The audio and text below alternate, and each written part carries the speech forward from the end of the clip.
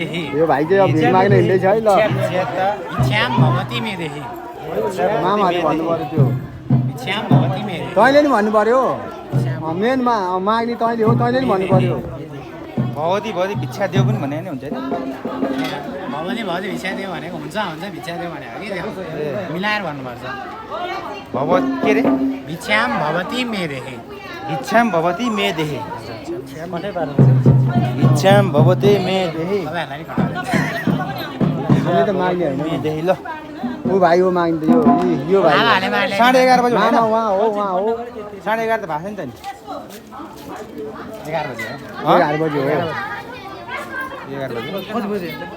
11 बजी हो भइसक्यो हो 10:59 होटल कहाँ मान्छे यहाँ जति नै कहाँ आइपुग्दिने त्यो त समय दिने कुरो ठ्याक्कै 11 बजी 11:30 बजी भनेको थियो होइन 11 बजी होला